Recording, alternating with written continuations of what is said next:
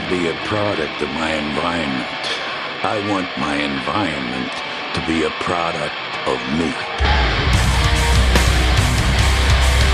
Prestige Living Podcast.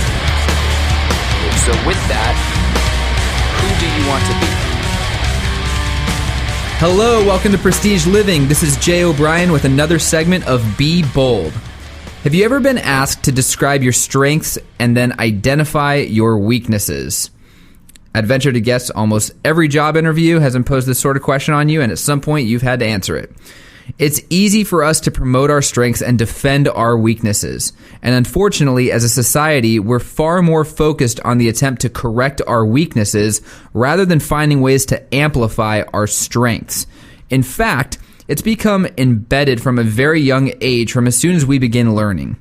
So let me give you an example. As a child, if your report card were to read A in math, D in science, that's D as in David, what would be the knee-jerk parental response? Probably an immediate course of action to correct the inferior grade, and most time and attention would be redirected toward tutoring and finding a way to grasp science better in order to improve that grade. Meanwhile, math sort of gets disregarded, and the parents, teachers, and what have you mentally sort of check that box off as one that doesn't really need much attention. However, it is far, far more advantageous to zoom into the strengths of an individual that come naturally, or maybe even are just far more enjoyed than other areas.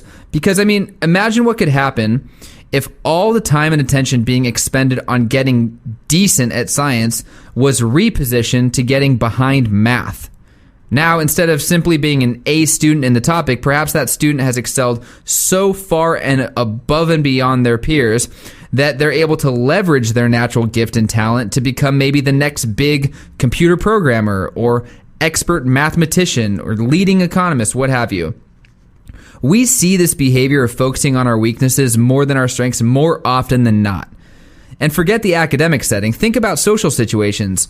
Are we more concerned about getting a big group of people to like us, a general population? Or are we more interested in continuing to strengthen and enjoy the loyal relationships that we already have? Think about that person who doesn't like you, how it doesn't sit well with you, how you want to change their opinion of you, and why. What's the point? Don't get tasked with the fool's errand of trying to turn that weak or non-existent relationship into a subpar friendship just because you can't handle the rejection. We do the same thing with our jobs, our relationships, our natural talents, and personal interests. We are literally robbing ourselves of the opportunity to turn good into great by instead living off of hope that a negative could possibly turn to neutral at best. So why are we so hell-bent on becoming mediocre? It is far, far more effective and massively more enjoyable to play to your strengths. It will not only benefit your quality of life, but the results are radically more substantial. Drop the sludge. Double down on you. Minimize your areas of focus. Go deeper, not wider, and enjoy every minute of what makes you happy. Be bold.